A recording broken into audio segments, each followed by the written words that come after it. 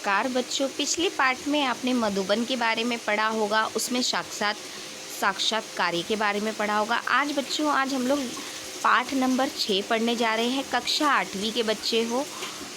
6 पाठ में आपको सिखाया जाएगा, ज़रा प्यार से बोलना सीख लीजिए। देखो बच्चों, हमें किस प्रकार से बोलना है, किस तरह से बोलना है, ये बात हमें इसमें सिखाया जाएगा। कैसे हमारी बोली होती है, किस प्रकार से हम किससे बड़ों से छोटों से हमें किस प्रकार से बातें करना चाहिए, आज हम इसमें बताएंगे। चलिए, इसके लेखक हैं रमेश दत्त शर्मा। इनके लेखक है रमेश दत्त शर्मा। इनका परिचय है 1929 में। ये जलासर अट्टार उत्तर प्रदेश में इनका जन्म हुआ था। इनकी मृत्यु 2012 में हुई। ये ज़्यादातर 50 वर्ष तक इन्होंने पत्रकार, रेडियो, टीवी माध्यम से वैज्ञानिक दृष्टि से प्रचार प्रसार करते थे। आपको विज्ञान लेखक में दर्जे से अधिक पुरस्कार भी इनको मिल चुके थे। तो ये इस प्रकार से उनका परिचय है।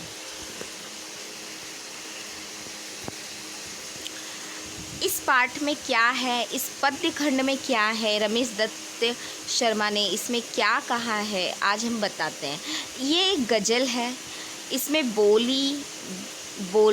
बोलना या पहले हमारे विचार कैसे होने चाहिए, बोलते समय हम पहले किससे अपना आत्मनियंत्रण रखना, मधुर भाषा होना आदि गुण कैसे होने चाहिए, अपने विचार, अपने आत्मविश्वास की किसी से हमें किस प्रकार का बोलना है, ये हमें इसमें बताना है।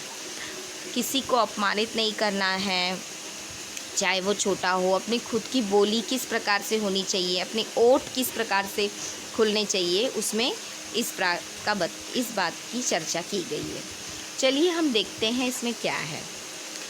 वाणी में शहद घोलना सीख लीजिए, ज़रा प्यार से बोलना सीख लीजिए। चुप रहने के यारों बड़े फ़ायदे हैं। जुबा वक्त पर खोलना सीख लीजिए। कुछ कहने से पहले ही ज़रा सोचिए। ख्यालों को खुद तौलना सीख लीजिए। तू तड़क हो या फिर हो तू मैं आपको अपने आप को टोलना सीख लीजिए। देखिए, इसका मतलब है वाणी में शहद घोलना सीख लीजिए, ज़रा प्यार से बोलना सीख लीजिए।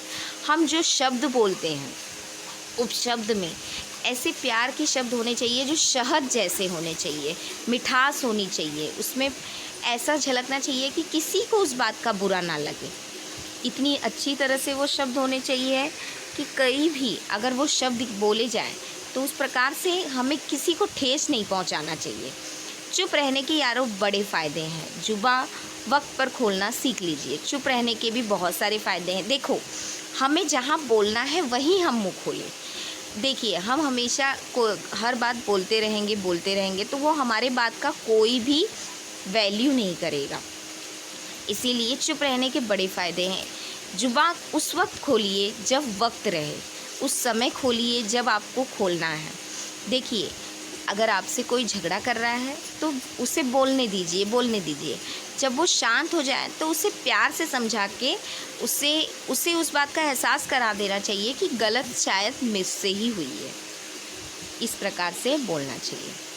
कुछ कहने से पहले ज़रा सोच लीजिए। ख्यालों को खुद तौलना सीख लीजिए।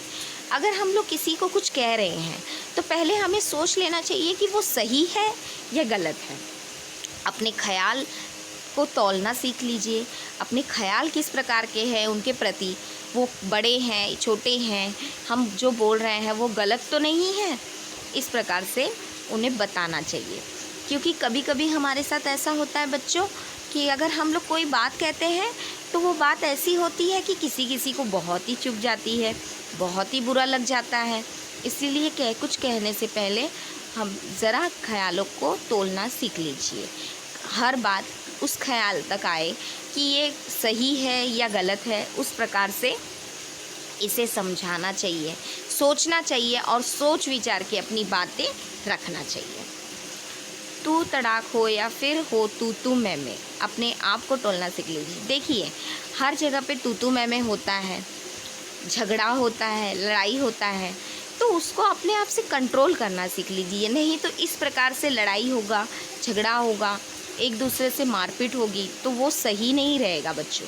तो इसी प्रकार से इस पाठ में इतना बताया गया कि आपको किस प्रकार से बोलना है, किस प्रकार से रहना है, किस प्रकार से कहाँ अपनी बातें रखनी है। उस तरह से जब हम किसी से बात कर रहे हैं, वो इंसान बड़ा है या छोटा है, किसी भी बच्चों को रे तू इस प्रकार से बातें नहीं करना चाहिए। आप छोटे बच्चे हैं तो आप किस प्रकार से बातें करना चाहिए, आपके घर के संस्कार भी अच्छे हैं, सब अच्छे हैं, तो इस हिसाब से बातें करना चाहिए। धन्यवाद।